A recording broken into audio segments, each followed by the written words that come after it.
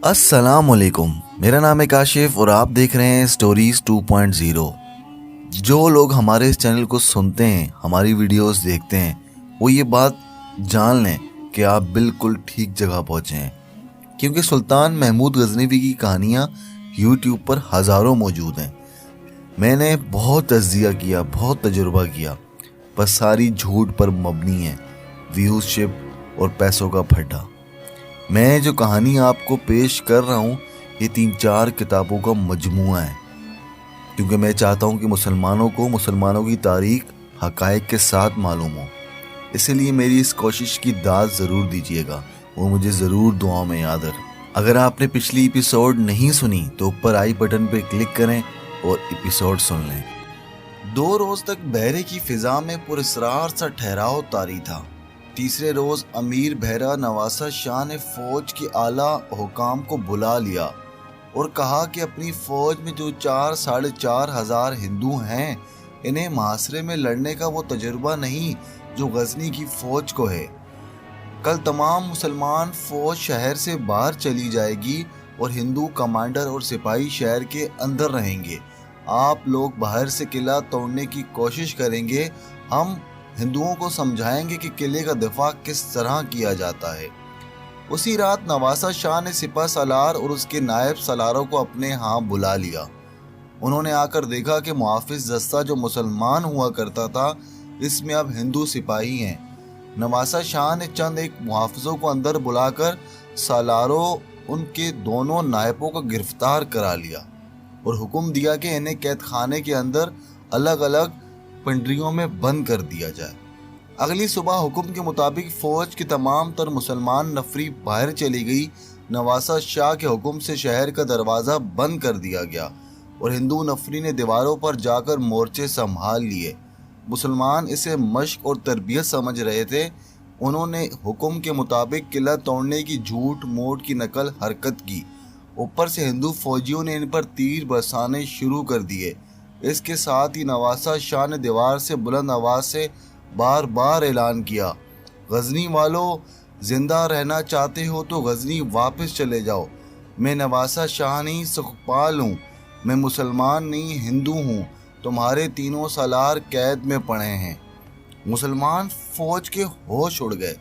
मशहूर मौरखीन अल-बैरूनी, फरिश्ता, गर्रेज़ी, अंसरी और उद्बी की तहरीरों के मुताबिक गजनी की मुसलमान फ़ौजियों ने भाग निकलने के बजाय लड़कर मरने को तरजीह दी। किसी भी मौरख ने यह नहीं बताया कि सिपा सालार और उसके नाबीन की गैर हाजिरी में कमान किसने संभाली। हुआ यूं कि मुसलमानों ने कासिद मुल्तान को दौड़ा दिया। इसके पास रसद और सामान की कमी थी, लेकिन इसके बावजूद उन्होंने सुखपाल का चैलेंज कबूल कर लिया और ललकार कर सुखपाल के ऐलान का जवाब कुछ यूं दिया, ए मक्कार राजा, तू अपनी फ़ौज समेत हमारा कैदी है।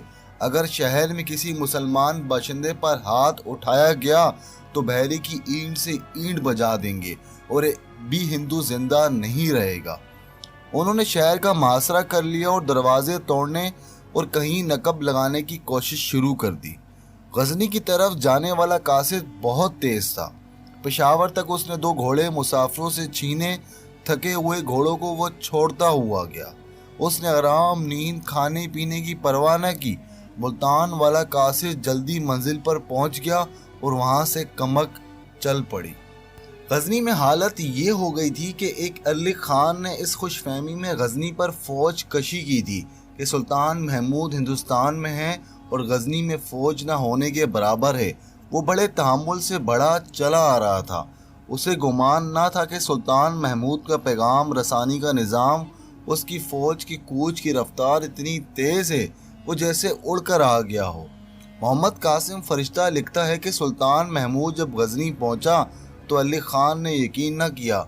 महमूद ने फ़ौज को आराम न करने दिया, सीधा हमला कर दिया। फरिश्ता लिखता है कि अली ख़ान ने तुर्क अमरा और हुक्मरानों की मदद के लिए बुला लिया। ये महमूद गजनी के खिलाफ मुतहद मास था।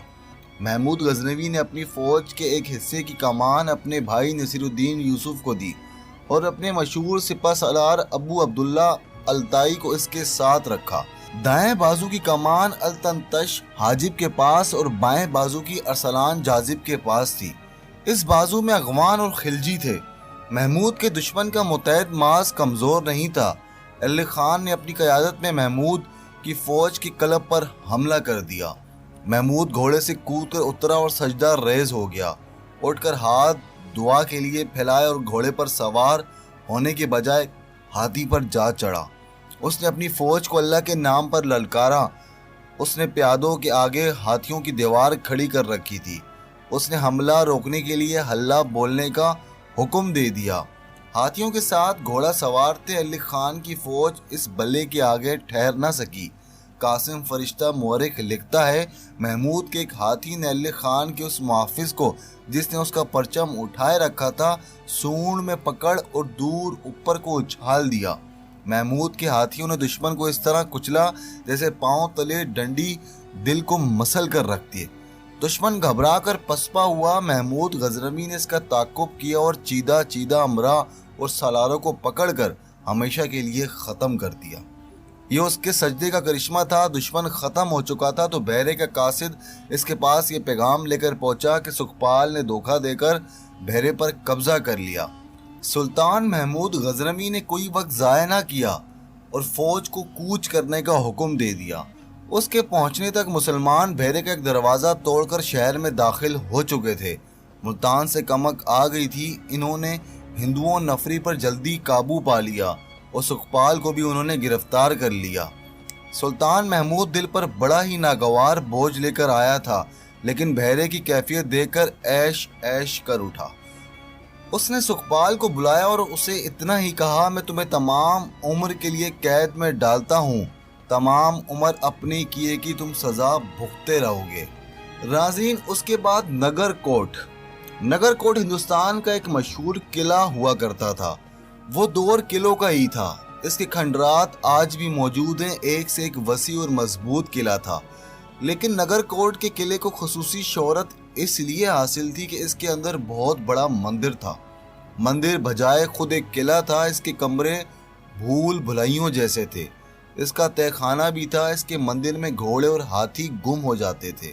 مندر کی حفاظت کے لیے اس کے ارد گرد قلعے تعمیر کر دیے گئے تھے۔ یہ قلعہ اور اس کے اندر کا مندر بھارت کے مشہور شہر گانگڑا کے قریب ایک پہاڑی پر تعمیر کیا گیا تھا۔ اس سے یہ ناقابل تسخیر ہو گیا تھا۔ قلعے پر یلغار کرنے کے لیے پہاڑی پر چڑھنا پڑتا تھا، لیکن قلعے داروں کے تیر اور بڑے بڑے پتھر جو اوپر سے پھینکے جاتے تھے حملہ آوروں کو قلعے تک پہنچنے نہیں دیتے تھے۔ اس وقت جب سلطان محمود غزنوی نے پشاور، بحیرہ ملتان پر قبضہ کر کے ایسی پوزیشن حاصل کر لی تھی جیسے خنجر بھارت ماتا کے دل میں اتر گیا ہو۔ نگر کوٹ کا قلعہ ہندوستان کے راجوں مہاراجوں کے لیے غیر معمولی اہمیت کا مقام بن گیا۔ اس اہمیت کی وجہ سے اس مندر کا بڑا پنڈت رادھا کرشن تھا، جو کٹر برہمن تھا اور اونچے کردار کا آدمی تھا۔ مندر کے اندر کی دنیا کی جو باتیں مشہور تھی اس سے یہ مندر پاک تھا۔ پنڈت رادھا کرشن نے ایسا ماحول بنا رکھا تھا کہ وہاں عبادت کا مطلب صرف عبادت تھا۔ وہاں عورتیں بھی جایا کرتی تھی، لیکن پنڈت نے حکم جاری کر رکھا تھا کہ کوئی عورت کسی پنڈت کے پاس نہیں بیٹھ سکتی اور مرد اور عورتیں اکٹھے عبادت نہیں کر سکتے۔ عورتیں اس کی عقیدت مند تھی اور ہندوؤں کے رواج کے مطابق عورتیں اس کے پاؤں چھو کر اپنے ماتھے کو لگانے کی کوشش کرتی تھیں، لیکن وہ کسی عورت کو، وہ بچی ہو یا خواہ بوڑھی ہو، اپنے قریب نہیں آنے دیتا تھا۔ مندر میں چند اور پنڈت اور چیلے چانٹے بھی تھے۔ عورت کے معاملے میں وہ اس پر سختی کرتا اور ان پر نظر رکھتا۔ وہ کہا کرتا تھا کہ عورت فساد کی جڑ ہے، عورت میں ایسا جادو ہے جو مرد پر سوار ہوتا ہے تو وہ کسی کام کا نہیں رہتا، وہ بدی کے سوا کچھ اور سوچ ہی نہیں سکتا۔ اسی نظریے کے تحت وہ نوجوانی میں ہی دنیا کو اس نے ترک کر دیا اور ہمالیہ کی یس بستہ وادیوں میں چلا گیا تھا، جہاں سے ہندوؤں کا مقدس دریا گنگا نکلتا تھا۔ 15 برسوں میں اس کا من مر گیا، اس کی نفسیاتی جذبات سرد پڑ گئے اور وہ گنگا کے ساتھ ساتھ پیادہ اتر گیا۔ کانگڑا کے قریب نگر کوٹ کی ایک پہاڑی پر اس نے یہ مندر دیکھا تو وہ اس میں چلا آیا۔ اب اس کی عمر 50 اور 60 سال کے درمیان تھی، لیکن اس کے چہرے پر اور ڈھیل ڈول میں بڑھاپے کے کوئی آثار نہیں تھے۔ اس کی آنکھوں میں جوانی کی چمک ابھی موجود تھی، دانت जवानों की तरह सफ़ेद और चाल में जंगजू महाराजे का जलाल था। वो अपनी मिसाल देकर कहा करता था कि मेरा जिस्म दुनिया के लहू लबाब से और औरत की लम्ब से पाक रहा, इसलिए ये 100 साल तक भी ऐसा ही सेहतमंद और तंदुरुस्त रहेगा। और वो कहा करता था कि जिसने अपनी रूह को पाक रखा उसका जिस्म सदा जवान रहेगा। मज़हब के मामले में वो कट्टर था। रामायण महाभारत इसे ज़बानी याद थी, इसकी ज़बान में जादू था। लोग इसे अवतार यानी कि नाउज़ुबिल्लाह पैगंबर भी कहा करते थे। इसे हिंदू मत का सतून भी किले और वार भी कहा करते थे। राजों महाराजों पर वो अपना हुक्म चलाया करता था और राजे महाराजे इसके कदमों में बैठकर भूल जाया करते थे कि वो हुक्मरान हैं और इसकी रियाया उसके आगे सजदा किया करती थी। नगर कोट के मंदिर में दौलत और जेवरात के अंबार लगे हुए थे। तमाम राजे महाराजे मंदिर को बाकायदगी से दिल खोल कर नकदी और सोने चांदी की सूरत में तोहफे भेजा करते थे। कांगड़ा के तमाम किसान और जमींदार मंदिर को मालिया अदा करते थे। बाज़ मुआरिख ने लिखा है कि इस इलाके की खेतियां मंदिर की मिल्कियत थी और किसान मंदिर के मज़ारे। इस दौलत को पंडित राधा किशन ने खुद अपने इस्तेमाल में लाता और न किसी दूसरे पंडित को हाथ लगाने देता था। कहा करता था यह मुल्क और हिंदू मत के दिफा के लिए वक्फ है, इसका कुछ हिस्सा गरीबों और यतीमों की इमदाद और तालीम में खर्च होता है।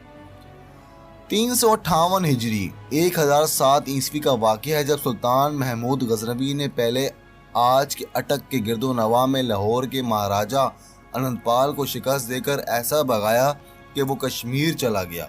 अपनी राजधानी से लंबा अरसा गैर हाजिर रहा। फिर सुल्तान ने बहरे के राजा बजी राय को शिकस्त दी और फ़ौरन बाद मुल्तान पर हमला करके हिंदुओं और ईसाइयों का आलाकार करामतियों की गद्दी उखाड़ी और मुल्तान को अपनी सल्तनत में शामिल कर लिया। फिर अनंतपाल के बेटे सुखपाल ने महमूद से बहरे के मैदान में शिकस्त खाकर हथियार डाले और इस्लाम कबूल कर लिया। इसने सुल्तान की गैर हाजिरी में गजनी की फ़ौज को धोखा देकर बहरे पर कब्जा करने की कोशिश की, मगर बुरी तरह नाकाम रहा और सुल्तान महमूद ने गजनी की खाना जंगी से फारिग होकर बहरा आके सुखपाल को उम्र भर के लिए कैद में डाल दिया। 1007 ईस्वी में इस्लाम का कांटा महाभारत के दिल में उतर गया तो नगर कोट में पंडित राधा किशन की नींदें हराम हो गई। उसे मुसलमानों की फतवात की इतलाएं बहरा, पेशावर और लाहौर से मिली थी और उसे यह भी बताया गया था कि महाराजा अनंतपाल राजधानी से गैर हाजिर है। पंडित राधा किशन ने हिंदुस्तान की रियासतें ओजन, कनौज, ग्वालियर, कालजर, मौजूद कोटली, आज़ाद कश्मीर और अजमेर के राजों महाराजों को नगर कोट बुलाया। सब ने हुक्म की तामील की। पंडित राधा किशन ने मंदिर में बैठाकर इन महाराजों से कहा, क्या तुम सब ने ऐशो इशरत का फल पा लिया है या कुछ और मांगते हो? तुम्हारी शिकस्त की वजह सिर्फ ये है कि तुमने अपने महल सुहर की तरह बना रखे हैं। जहाँ औरतें हैं तुम्हें सुलाती हैं, तुम्हें जगाती हैं, तुम्हें नहलाती हैं। औरतें भी जो हुस्न में बेमिसाल और बेहयाई में लाजवाब हैं। तुम प्यास मीठी शराब से बुझाते हो और कितनी ऐशो इशरत तुम करते हो। शिकस्त राजा अनंतपाल ने खाई है। एक महाराजा ने कहा, मुसलमान जब मेरे मुकाबले में आएंगे तो इस देश के हर हिंदू ने शिकस्त खाई है। पंडित राधा किशन ने गरज कर कहा, क्या तुम हिंदू नहीं हो? गजनी के एक मुसलमान सुल्तान ने हिंदू धर्म को शिकस्त दी है। ये तुम्हारी शिकस्त है या मेरी शिकस्त है? क्या बहरे और मुल्तान के मंदिर तुम्हारे लिए मुकद्दस नहीं? मुसलमानों ने देवी देवताओं के जो बुत और अवतारों की जो मूर्तियां तोड़ फोड़ के बाहर फेंकी और मुसलमानों ने जिन्हें अपने घोड़ों के कदमों में रौंदा, इसका तुम्हारे धर्म के साथ कोई ताल्लुक नहीं है? जहाँ सिंह और घड़ियाल बजते थे, जहाँ के पेड़ पौधे और जहाँ की हवाएं भजन और अश्लोक सुनाती थी, वहाँ अजानें सुनाई देती हैं। राजों महाराजों पर सन्नाटा तारी हो गया। पंडित कह रहा था, वहाँ की अजानें मुझे यहाँ सुनाई दे रही हैं। मैं रातों को सोता नहीं, मुझे हरि कृष्ण और हरि राम के बजाय हजाने सुनाई दे रही हैं। मैं मंदिर के अंदर जाने से डरता हूँ, मुझे बुत गुस्से से घूमते हैं। मैंने मूर्तियों के चेहरों पर कहर देखा है। मुझे ये सारा मंदिर, ये किला, ये पहाड़ जिन पर ये खड़े हैं, सब हिलते और लरसते हुए लगते हैं। क्या तुम बर्दाश्त कर लोगे कि मुसलमान इन्हें भी आकर तोड़ें और इस मंदिर की भी अजानें गूंजें? ऐसा नहीं होगा महाराज। सबकी पुरअज़म आवाज़ें उठी। हम अपना सब कुछ कुर्बान कर देंगे। इस देश में जो मुसलमान आ गए हैं, इनसे कोई भी जिंदा वापस नहीं जाएगा। पंडित राधा किशन ने तंजिया लहजे में कहा, वो वापस नहीं जाएंगे, वो यहाँ तक आएंगे। मैं अपनी रूह की आंखों से देख रहा हूँ, अपनी अकल की आंखों से देख रहा हूँ। वो आएंगे, वो इसलिए आएंगे कि तुम यहाँ नहीं हो। तुम औरत और शराब के नशे में गुम हो गए हो। क्या मुसलमान हसीन और जवान नाचने गाने वालियों को अपने साथ रखते हैं? जिस तरह तुम इस ऊंचे मंदिर में आए हो, अपने साथ बाप का सारा सामान लाए हो। मैं क्यों परेशान हो रहा हूँ? मुझे नींद क्यों नहीं आती? मैं रातों को गुनगुनाता माता की आगोश में डूबकर क्यों रोया करता हूँ? मेरी कोई राजधानी नहीं, मेरी कोई रियासत नहीं जिसका मुझे कोई गम हो। लेकिन मेरी आंखों से देखो, मेरी अकल से सोचो, ये सारा देश मेरा देश है। ये लड़ाई किसी ज़मीन के लिए नहीं लड़ी जा रही, ये हिंदू धर्म और इस्लाम की लड़ाई है। मोहम्मद बिन कासिम के बाद हमारा दादा परदादा ने बड़ी मुश्किल से इस्लाम को इस देश से निकाला था, मगर आज इस्लाम एक बार फिर तूफ़ान की तरह आया है और तुम ऐशो इशरत में बदमस्त हो। तुम मज़हब को भूल जाओ, अपने आप की सोचो। तुम शिकस्त खा गए तो कहाँ जाओगे? तुम्हारी लाशों की क्रिया कर्म नसीब ना होगा। जिंदा रहोगे तो मुसलमानों की कैद खाने में पड़े गलते सड़ते रहोगे। तुम्हारी बेटियों के साथ मुसलमान वही सलूक करेंगे जो तुम इन नाचने गानियों वालियों के साथ करते रहे हो, जिन्हें तुम यहाँ भी अपने साथ लाए हो। पंडित की आवाज़ में और इसके अल्फाज में ऐसा तासुर पैदा होता चला गया कि राजों महाराजों का खून खोलने लगा। वो भड़क भड़क कर सुल्तान महमूद पर जवाबी हमले की बातें करने लगे। वो गजनी की फ़ौज को अपने मुतहद फ़ौज से बहरा और मुल्तान में मैसूर करके ख़त्म करने की बातें कर रहे थे। पंडित ने कहा, अकल से काम लो, अपनी तमाम फ़ौजों को इकट्ठा करके पेशावर की तरफ कूच करो और मुसलमानों के सुल्तान को वहीं कहीं पहाड़ी इलाके में घसीट कर लड़ाओ। उसे वादियों में घुमा घुमा कर मारो और गजनी पर चढ़ाई कर दो। बहरे और मुल्तान खुद ही तुम्हारी झोली आ गिरेंगे। अगर तुम पेशावर के करीब लड़ो तो तुम्हारे मुकाबले में गजनी की फ़ौज का तीसरा हिस्सा होगा। बहरे और मुल्तान से जाने वाली कमक को तुम रास्ते में रोक सकोगे। कुछ देर जंग की टेक्निक पर बहस होती रही। सब महाराजे अनंतपाल की कमी महसूस कर रहे थे। पंडित ने कहा कि मालूम हुआ है कि वो कश्मीर में है, उसे वापस बुलाया जाए और अपनी अपनी रियासत में मनादी करा दो कि मुसलमानों को यहाँ से निकालने के लिए फ़ौज, हथियारों, जानवरों, अनाज, कपड़ों और खैमों और सामान की ज़रूरत है। इसके लिए रकम चाहिए और हर वो आदमी जो लड़ सकता है फ़ौज में शामिल हो जाए।